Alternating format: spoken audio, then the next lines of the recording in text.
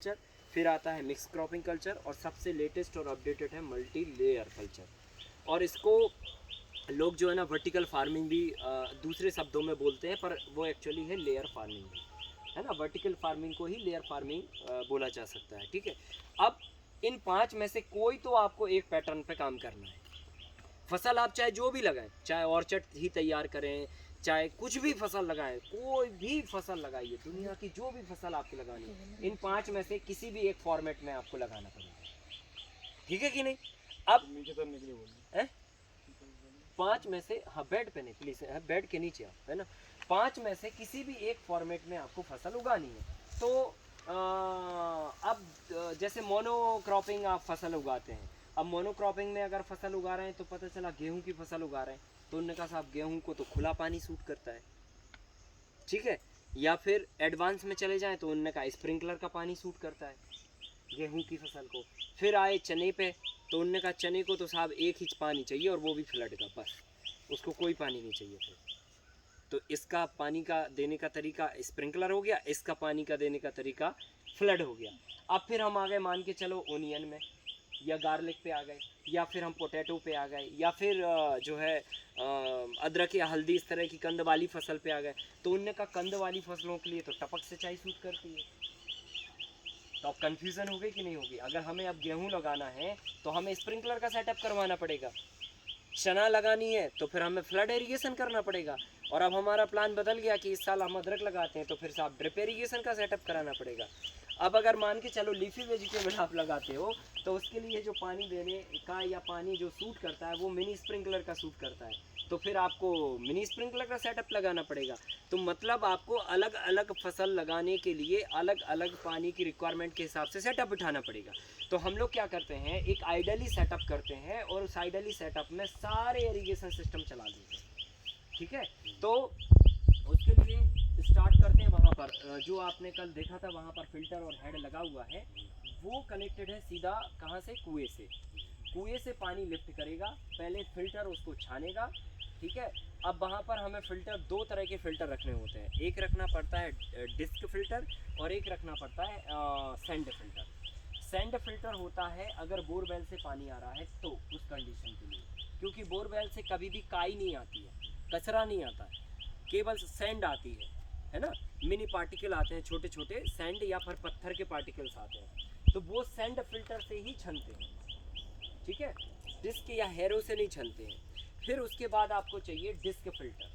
ठीक है, तो डिस्क फिल्टर का काम होता है काई छानना, तिनके छानना, जैसे भूसा का एक छोटा सा पार्टिकल है उसको अलग करना, काई जम जाती है कुएं में उसको छानना, या कोई भी ऐसी पार्टिकल है उसको छानना का काम है डिस्क फिल्टर का काम। तो अगर आपके पास कुआं या बोरवेल है तो दोनों फिल्टर अगर आप साथ में लगा लेंगे तो बहुत बेटर है। और अगर आपके पास सैंड नहीं आ रही है तो फिर आप डिस्क फिल्टर खाली लगाइए, जो भी कचरा होगा वो सब छान देगा। सर हमारे इधर क्या प्रॉब्लम हो रही है, हाँ 1 एकड़ में तालाब बना हुआ है कंक्रीट का। हाँ सर स्टार्टिंग में उसमें कभी काई नहीं हुई, जी।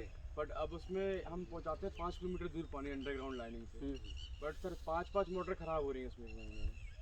और सारा जो भी कुछ होता है उसमें इतनी है, आप ट्रॉली ट्रैक्टर भर लो, मतलब 2-3 ट्रॉली भर लो, इतना काई निकलता है उसमें। तो हमने रिसेंट अभी क्या किया, एक किसी ने ऑर्गेनिज्म बताया काई खाने वाले, तो उसमें पानी डाल के पूरा वो भी डाल के देखा हमने, उससे कुछ दिन तो रहा, चलता रहा, तो फिलिंग में आता है और हमने और भर दिया उसको, तो वो फिर वापस से।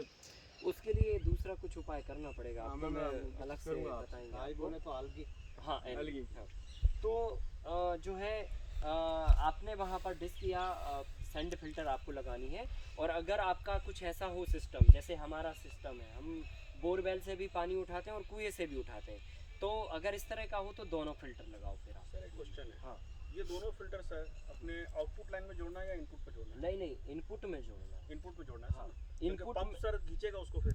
नहीं नहीं नहीं, पंप से पानी आएगा, हाँ हाँ इनपुट होगा, ठीक है फिर सर। इनपुट होके आउटपुट फिल्टर के बाद फिर डिलीवरी होगी। फिर डिलीवरी होगा सर। हाँ ठीक है, तो वो इनपुट में अटैच इनपुट होगा। में अटैचमेंट होगा सर। इनपुट में ठीक। जो भी आपका लिफ्ट करेगा हाँ पानी ठीक है। मशीन उससे, तो वो फिल्टर करके हमने पहले पानी को छान लिया, वहाँ पर वेंचुरी भी रहेगी, और फिर उसके बाद फिर पानी आपका जहाँ ले जाना वहाँ ले जाइए।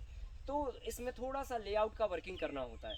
कई लोग गलती क्या करते हैं कि लेआउट करते नहीं है, किधर से भी पाइप डाल देते हैं और फिर वो बाद में तकलीफ बनती है। तो आप क्या करिए, पहले आप अपने खेत का पूरा नक्शा बनाइए और फिर इरिगेशन आपका कहाँ पर है, बोरवेल है, कुआं है, क्या है, उसको अपने खेत के लेआउट के अनुसार फिट करिए।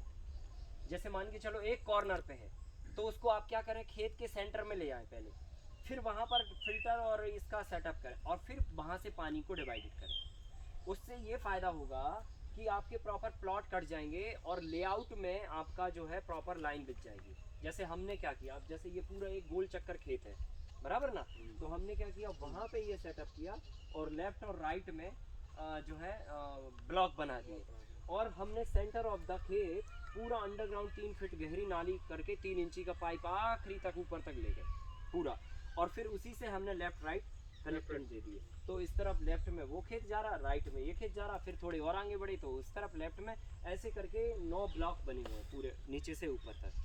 ठीक है, तो ऐसा कुछ आप भी कर सकते हैं प्लॉट के लेआउट के अनुसार। और अगर ऐसा ही प्लॉट हो कि भाई साहब जो है ना, यहीं पे आपका जो है खेत स्टार्ट हो रहा है और यहीं पे आपका बोरवेल है, तो फिर कोई ज़रूरत ही नहीं है आपको कुछ भी करना, वहीं पे फिल्टर लगाइए आप फिर, है ना। यहाँ मेरा खेत, यहाँ कुआं। हाँ, तो वो लाइन पानी को डाइवर्ट जब अपन करते हैं तो बराबर हिस्सों में पानी पहुँचे, इसलिए ऐसा करते हैं कि खेत चौकोर है ना, चौकोर है तो इधर से अगर हम पानी पूरा लिफ्ट करें, पता चला उधर तक जाते जाते 900 फीट लंबाई हो जा रही, तो इधर ज़्यादा पानी मिल रहा, उधर कम मिल रहा, उधर और कम मिल रहा, तो अपन क्या करते हैं, फिर पार्ट बना देते हैं, सीधा सेंटर में लाइन डाल के लेफ्ट राइट में खेत बांट देते हैं, तो उससे वो बढ़िया रहता है। तो एक आप मेन लाइन जो है वो 3 इंची की, 4 इंची की डाल सकते हैं और फिर सब लाइन आप अपने खेत में डाल दीजिए। जैसे ये एक खेत है, अब वहाँ से हमने कट बनाया तो ये पूरे अंडरग्राउंड ये सब लाइन डाल दी उधर आखिरी तक। सब लाइन कितनी इंची में है सर? सब लाइन 2 इंची में, 2 इंच का नीचे बढ़ा, 2 इंची का है, मेन 3 इंच का। मैंने 3 इंची का। सर ये सब लाइंस में फिर प्रेशर का ही फर्क पड़ता है सर?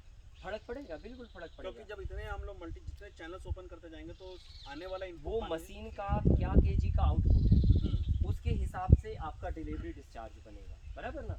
जैसे 3 केजी का प्रेशर है आपके मशीन का, ठीक है, तो 3 केजी का अगर प्रेशर है तो लगभग 3 एकड़ की सिंचाई एक साथ में होगी। 1 केजी का प्रेशर मतलब 1 एकड़ के लिए हमारा ड्रिपिंग सिस्टम के लिए बेस्ट है। इस बीच में सर अगर हम लोग स्प्रिंकल ऐड करते हैं तो उसमें प्रेशर को फर्क तो नहीं पड़ता सर? नहीं, अडाउंस जितना हम लोग करते हैं, अगर स्प्रिंकल है या तो स्प्रिंकलर चला लो या तो ड्रिप चला लो, वन टाइम में वन, हाँ, है ना, एक बार में एक ही चला।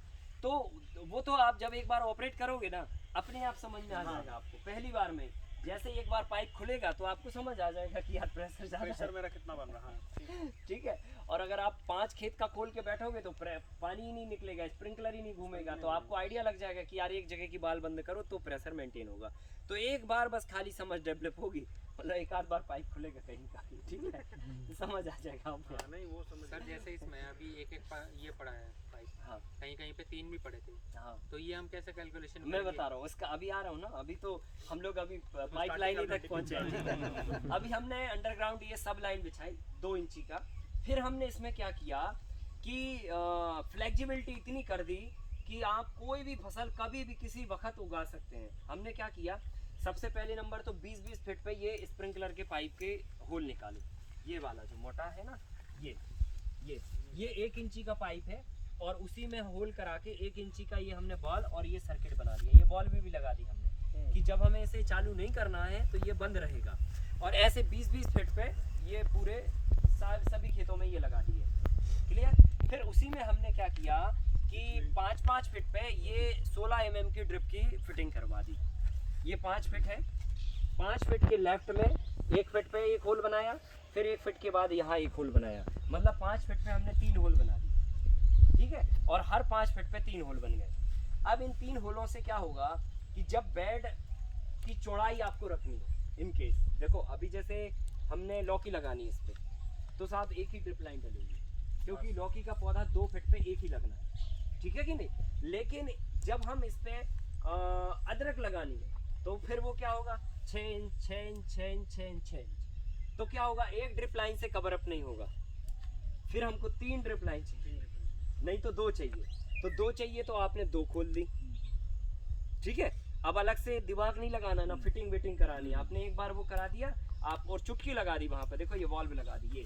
हाँ सर। जब हमें 2 चलानी है दो चलाइए, एक चलानी है एक चलाइए, और तीनों चलानी तो तीनों चलाइए। तो जब आप बेड को चौड़ा बना के कुछ इस तरह की फार्मिंग करेंगे तो आप तीनों ड्रिप लाइन यूज कर सकते हैं। अगर मान के चलो बेड की चौड़ाई कम नहीं, थोड़ी कम है, तो दो यूज कर लीजिए। और अगर मिर्ची है, बैगन है, करेला, लौकी, गिलकी, इस तरह की कोई फसल उगा रहे हैं तो सिंगल में काम चल जाएगा। तो कुल मिला के फ्लेक्सिबिलिटी आपकी इसमें पूरी है, कभी भी कोई भी तरह का बेड पैटर्न पे हम फसल उगा सकते हैं। ठीक है। सेकंड, जब आपको स्प्रिंकलर चलानी है तो स्प्रिंकलर का सेटअप ना करवा के हमने इसमें मिनी स्प्रिंकलर का कराया है, क्योंकि स्प्रिंकलर का काम मिनी स्प्रिंकलर कर देता है, लेकिन मिनी स्प्रिंकलर का काम नहीं कर पाता। तो बेटर है कि मिनी स्प्रिंकलर लगा लो। तो मिनी स्प्रिंकलर का भी हो गया और स्प्रिंकलर का भी हो गया।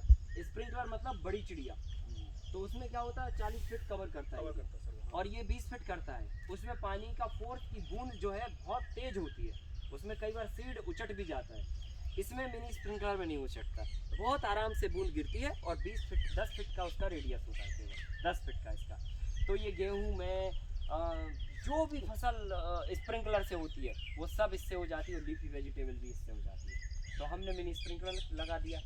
अब मिनी स्प्रिंकलर के साथ में अगर हमें इनकेस कभी ये लगा कि ना तो हमें ड्रिप चाहिए, ना हमें स्प्रिंकलर चाहिए, ना मिनी स्प्रिंकलर चाहिए, हमें तो बहा के पानी देना है, तो हमने क्या किया कि एक इंची का हमने जो रोल पाइप था कल जो दिखाया था वो 20 फीट का रख लिया, या तो फिर 40 फीट का रख लो आप एक।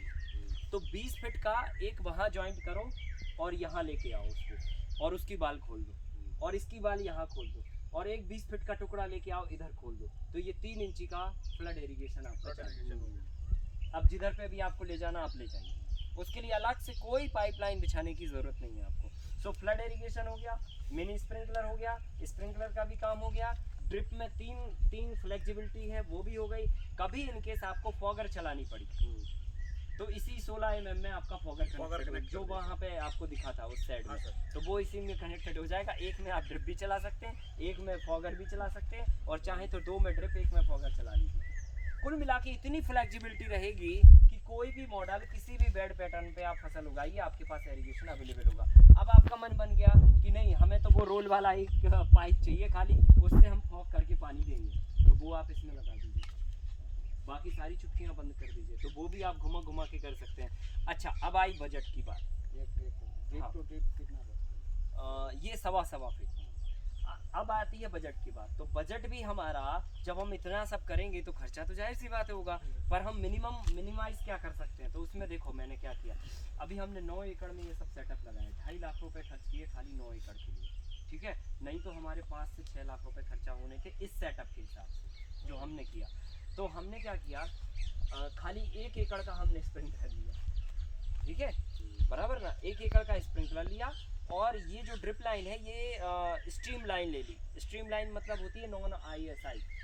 ड्रिप में एक बात होती है, क्योंकि पानी में जो है ना कहीं थोड़ा नमक कहीं ज़्यादा नमक होता है, और पानी में थोड़ी बहुत जो है जो गंदगी है कहना चाहिए वो पाइप में जमाव के कारण धीरे धीरे करके आती है। तो जो इसमें जाली पड़ी रहती है ना वो जाके चोक हो जाती है। देखो हमारा पानी में कोई वो नहीं है, मतलब ना एसिडिक नेचर है ना एल्कलाइन नेचर है, तब फिर भी जो है ना ये जाके ये जम जा रहा है। सॉल्ट है सर, ये वाटर सॉल्ट। हाँ, मतलब बहुत माइनर तो वो हर एक पानी में होता है। तो इसमें क्या होता है वो जाके चोक हो जाती है, तो 3-4 साल के बाद तो ये चोक होनी है, और ये चोक हो गई तो ये खुलती भी नहीं है कि इसको आप खोल लो किसी से। तो इसलिए आप ये सस्ती वाली लाइन खरीदो, पाइपलाइन मेन आप हैवी वाली डाल दो, ISI डाल दो, और उसके बाद ये 4 रुपये 5 रुपये मीटर की लाइन ले लो आप। वो सब्सिडी वाली जो आती है ना वो 13-14 रुपये मीटर की होती है, और ये होती है 4 से 6 रुपये मीटर की लाइन, और ये भी उतना ही सर्विस देगी और वो भी उतना ही सर्विस देगी। तब तक वो जाम हो जाएगी। हाँ, वो तो जाम हो गई 4 साल बाद, तो वो चाहे 14 की हो और चाहे 40 की हो, उससे कोई फर्क नहीं पड़ता। सर सॉल्ट सॉल्यूशन में मैं काम कर रहा हूँ, अभी मेरा PCB डिजाइन हुआ है, एक पार्ट से बाकी है, ऑर्डर किया हूँ, अगर वो आ गया सर तो ये सॉल्ट का प्रॉब्लम परमानेंटली खत्म हो जाएगा। बढ़िया। तो ये स्ट्रीम लाइन से काम करें, ये 4 से 6 रुपये मीटर आती है, वो लगा लीजिए। तो 1 एकड़ में 7-8 हज़ार के बजट में पूरी ड्रिप लाइन बिक जाती है, वो गुड है। बजाय हम ISI पे जाएं और 40,000 खर्चा करें। ये मेन लाइन का खर्चा, मेन लाइन का बस खर्चा करना है, तो वो उतना नहीं बैठता है। मेन होता है इसका, क्योंकि ये एक बंडल ही आपका 6,500-7 हज़ार रुपये का होता है और 1 एकड़ में 7-8 बंडल लगते हैं, तो वो लगभग 30-40 हज़ार की तो यही हो जाती है। सर ये मेरा 1 एकड़ में 17,000 रुपये सब्सिडी, हाँ मतलब 51,000 रुपये 3 एकड़ पे लगा। कंपनी का बंदा खुद ही ने बना के खुद ही ने यहाँ पे लगे सब किया। सेटअप किया, तो हमने ये डाल दिया। अब इसमें जो है स्ट्रीम लाइन का जो है आपने खर्चा कर लिया, जितना भी एकड़ में बिछानी है तो आपने बिछा लिया। अब जब हम स्प्रिंकलर 1 एकड़ में लगाएंगे तो स्प्रिंकलर का जो इरिगेशन होता है वो ऐसा होता है कि आपको रोज़ रोज़ नहीं करना होता है। स्प्रिंकलर 15 दिन में जो भी फसल में आप लगाओगे 10-12 दिन या 15 दिन में एक बार पानी देना होता है। तो साहब हमने यहाँ पे पानी दिया, अब हमें उस खेत में देना है, तो सेटिंग तो हमारी वो ही है, कॉमन सेटिंग है सबकी। ये पाइप यहाँ पे भी लग जाएगा, किसी भी छेद में लग जाएगा पूरे प्लॉट की। तो हमने रोल बनाया उस पाइप को, फटाक से वो 10 मिनट में जाके उधर खोल के और उधर लगा दिया। सो वो 1 एकड़ का हम पूरे 9 एकड़ में घुमाते रहते हैं। सो 1 एकड़ के बजट में 15,000 एक बार खर्चा किए तो 15,000 में 9 एकड़ की स्प्रिंकलर सिंचाई हो जाती है और 7-8 हज़ार में हमारी ड्रिप की सिंचाई हो जाती है। और अगर वो रोल वाले पाइप का करना हो तो वो भी 500 फिट आप खरीद लीजिए एक बार, तो उसको भी आप खचोड़ते रहिए 1 एकड़ में किधर पे भी। जहाँ इधर पानी देना तो इधर वाली इसमें फंसा दो, इधर ख़त्म हो गया तो उधर जाके उधर फंसा दो, घुमाते रहो। मतलब उसको भी आप 1-2 हज़ार 3 हज़ार खर्चा कर लो तो 3-4 हज़ार के खर्चे में उसको भी आप 9-10 एकड़ में घुमाते रहो। कम खर्चे में, मतलब हम लोग ऐसा कर सकते हैं कम बजट में। फिर धीरे धीरे जब आपका कैपेबिलिटी बढ़ती जाए तो ठीक है साहब, फिर आप भले बढ़ा लीजिए सब कुछ अपना, एक ऑटोमाइज कर लीजिए। अंदाज से कितना समय तक ये चलाना पड़ता है? समझ लीजिए अभी जो आपने उस पाइप का बोला, हाँ वो जो करना है फॉगर वाला, हाँ मतलब हाँ फॉगर वाला, हाँ manual fogger. Depend on moisture. बस हमें नमी बस देखनी है, चाहे ड्रिप इरिगेशन करें आप, चाहे स्प्रिंकलर का दें, चाहे फ्लड इरिगेशन करें, मिट्टी में नमी बस पर्याप्त होना चाहिए, बस उतना ही इरिगेशन करना है। फिर अंदाज से मैं पूछूं, अगर ऐसा करना है तो 1 घंटा लगेगा 1 एकड़ में। 1 एकड़ में 1 एकड़ में 1 घंटा लगेगा, है कि नहीं? वो तो इस तरह का एक आइडियली आपको सेटअप करना है जिसमें खर्चा भी कम हो और कहना चाहिए आपको उलझन भी कभी भी ना हो। कभी भी आप किसी भी मॉडल पे जा सकते हैं, कोई भी बेड पैटर्न पे खेती कर सकते हैं, कोई भी फसल उगा सकते हैं। ऑर्चर्ड उगाना है अगर आपको तो ऑर्चर्ड उगा लीजिए साहब। ये बस नली खोलिए और ऑफलाइन ड्रिप लगाइए और जिधर पे भी आपके प्लांट हैं उधर पे जाके आप उसमें होल बना दीजिए। सो ऑर्चर्ड तैयार हो गया आपका। बगीचे में भी आप पानी दे सकते हैं। सो कुल मिला के बहुत फ्लेक्सिबिलिटी है इसमें और एक बार सेटअप कर दीजिए तो परमानेंट आपका हो जाता है। अब इसमें तकलीफ 2 आती है। नंबर 1, जब आप ऑर्डर करने बैठोगे तो कंपनी वाला कहेगा कि साहब हाँ ठीक है हम कर देंगे। कब बोलेगा? जब आपको लेनी होगी, और जब आप ले चुके होंगे तब फिर फ़ोन नहीं उठाएगा। कर्मचारी जो है इधर गया है उधर गया है, ऐसा हो गया वैसा हो गया, ये सब नखरे चालू हो जाएंगे आफ्टर पेमेंट। ऐसा देते ही ठीक है हाँ। तो हुआ जी मेरे साथ यही हुआ। 15 दिन फोन ही नहीं उठाया, सुबह शाम व्हाट्सएप पे गया, भाई कम से कम फोन तो उठा, कोई नार पे पैर तो रख रहे हैं। इसका तरीका क्या? इलाज में बता रहा हूँ। आपको हम एक लेआउट देने वाले हैं, ठीक है, पीडीएफ लेआउट देने वाले हैं कि इसका डायग्रामल क्या होगा वो कंपनी वाला नहीं बताएगा, वो आप उसको बताओगे कि हमें ये डायग्राम में फिटिंग चाहिए। वो तुम्हारा छोड़ दो, हमारा सुनो तुम। हाँ, हमें ये डायग्राम में फिटिंग चाहिए, अगर है तो हाँ बोलो, नहीं तो नमस्ते। समझ रहे ना? तो जो भी हाँ बोले, जो हाँ बोले तो हाँ बोलने के साथ में डीलर को बिठाओ, कंपनी वाले को बिठाओ और फिटर को बिठाओ। फिटर जो फिटिंग करेगा, 3 लोगों को एक ही टेबल पे और आप भी उसी टेबल पे बैठो और उनको फिर समझाओ कि हमें ऐसी फिटिंग चाहिए, यहाँ से ये पाइप चाहिए, इसमें इतने होल चाहिए, इसमें ये वाला होल चाहिए, यहाँ पे ये होल चाहिए। वो आपको हम देने ही वाले हैं, तो आपको बस बताना है कि इतने होल चाहिए। वो हाँ बोले 3-4 लोग तो ही आप उसको ओके करो, नहीं तो कंपनी बदल दो। सर एक क्वेश्चन, अदरवाइज क्या होगा, आपने डीलर से बोल दिया, डीलर ने बोला हाँ ठीक है करवा देंगे, वो फिर वो ऐसे ही होता है। वो फिर वो कंपनी के ऊपर टालेंगे, वो फिर फिटर के ऊपर टालेंगे और टाल टूल के फिटिंग करके और चले जाएंगे, है ना? लोग बोल रहे हैं उनको, भाई फोन तो उठाओ। ये सर हो एक गया। क्वेश्चन था खाली तो सर, इसलिए मैं, अनुभव है, ये प्रैक्टिकल बात है। हमने ये जो है कहाँ बाहर से मिस्त्रियों को बुला के हमने ये फिटिंग करवाई। नहीं, वो कंपनी वाला नहीं सर करेगा। ये जो इस पर अपने छोटे छोटे वॉल्व है जिसको आप चिड़िया बोले जो भी है, हाँ, ये नॉर्मल मार्केट वाले कंपनियों को सिवा और कहीं नहीं मिलता, ये मिल जाती है, मिल जाती मिल है? जाती है। क्योंकि इसमें इसको पर फिटिंग करना ब्रांडेड और जो जो क्वालिटी कंपनीज होती है ना उन्हीं के पास मिलेगी ऐसे हाँ मैं समझ रहा हूँ सर मैं कि क्वालिटी इक्विपमेंट लेकर के, लेकिन ये फाउंडेशन तो नहीं ना कि उन्हीं का आदमी फिटिंग करके जाएगा। नहीं नहीं ऐसा कुछ नहीं, ऐसा कुछ नहीं है क्योंकि इसमें कोई मैकेनिकल इंजीनियरिंग की जरूरत नहीं है। अच्छी प्लानिंग अपना प्लम्बर रख सकते हैं बाहर का, अपना प्लम्बर खुद भी कर सकते हैं। उसमें देखो क्या होता है, एक 1200 रुपए का वो आता है ड्रिल करने वाला। हाँ। तो पाइप में ड्रिल ही तो करना है सर, यार, आपको और drill पाइपों के को उसको आपस में जोड़ना है, तो उसमें क्या सेलेक्स लगाया, घुसाया, पाइप जुड़ गया, बस इंसुलेशन इतना तो चाहिए, होता है। इंसुलेशन करके पैक कीजिए, ऑफ हो खुद गया। भी कर सकते हैं। सर एक और उसमें चीज़ कि अपन सर सब्सिडी के चक्कर में जाते हैं, लेकिन ऐसा भी होता है कि बिना सब्सिडी ले लो तो भी वो उतना ही पड़ रहा उससे है। कम पड़ेगा। हाँ, तो फिर ये क्या चक्कर है? मैं बता रहा हूँ ना, अगर आप non ISI mark drip line लोगे तो मैंने आपको बताया उसका टेक्निकल पॉइंट कि 4 साल में ISI भी होनी है, डबल ISI भी होनी है और ट्रिपल ISI भी चोक होनी है, क्योंकि पानी ये नहीं पूछेगा कि तुम ISI हो या नॉन ISI हो, तो वो तो चोक होनी है। और जो जब चोक होनी है तो सस्ती वाली ले लो। करोड़ों रुपए की ट्रिप 50 रुपए किलो के भाव से बेचती है बाद में। बता रहा हूँ, तो सस्ती वाली नॉन ISI ले लोगे तो 3 गुना खर्चा कम हो जाएगा, तो दो गुना बजट बन के सब्सिडी आधी मिल गई, तब भी आपका 1 गुना और बच जाएगा।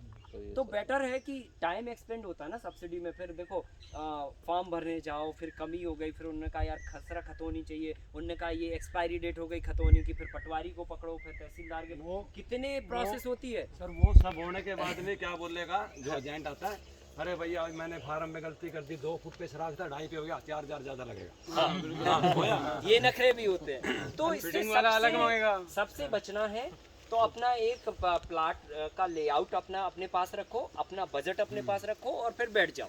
तो खट से तुरंत जो यस बोले तुरंत पैसे दो, चलो और फिटिंग करो, दूर हो जाए। ये तरीका सबसे बेस्ट। थोड़े रख लो पास में, अगर पूरे दे दिए फिर नहीं होएगा। 30,000 रुपए का। हाँ, मतलब ये कंप्लीट 4-5 फिटिंग अगर कराएंगे वो सब भी include, वो सब भी 15 इंच पे है ना। तो ये चीज़ जो है आपके लिए सूट करेगी, और हमेशा जो है आप हर तरह की फसल इसमें उगा पाएंगे। और तो जब भी आप अपने खेत पर पानी का लेआउट सेट करें तो एक बार हमसे आप PDF ले लें और फिर उसके आधार पर अपने खेत की फिटिंग कराएं, ताकि आप भविष्य में, अभी चूँकि जितना हम समझा पाए उतना आपको समझ आ पाया, जब आप प्रैक्टिकल कुछ करेंगे ना तो फिर आपको उस समय तकलीफ समझ में आती है। तो इस लेआउट पे अगर आपकी फिटिंग होगी तो आपको बहुत इजी हो जाएगा, आप कहोगे अरे वाह यार ये तो इधर ही है। लेआउट वर्किंग बहुत बेस्ट रहेगा। बहुत बेस्ट रहेगा। तो वो पूरा 10 साल का ये निचोड़ है, पता नहीं हमने कितने तरह के आइडिया से काम किया, तब जाके आज हम इस सेटअप पे आ पाए और आपको बता पा रहे हैं कि ये लगाने पे आपको किसी भी उसकी ज़रूरत नहीं होती। ठीक है, तो ये आपको करना सर है। इसको इसके लेआउट का कोई PDF कब मिल जाएगा? ये आपको ग्रुप पे दे देंगे ना हम। हाँ ठीक है। देखो ये जो कल बात हो रही थी ना इसकी, ये लगा देखो हमारे खेत में, और ये हर एक खेत में था, पूरे सभी खेतों में था, मल्टी लेयर में लेकिन नहीं मिलेगा ये। हाँ, ये वाली चीज नहीं मिलेगी मल्टी लेयर में। तो ये चीज अगर इसमें एक बार हम स्ट्रक्चर बना देंगे ना तो ये 1-1.5 साल के बाद ये खत्म हो जाएगा। ये तो दाब है, दाब। इसको मोथा बोलते हैं, गोंदरा भी बोलते हैं। कहाँ से ऊपर भी डलता है ये। ऊपर भी के लेके आए 4 ट्रक पानी के लिए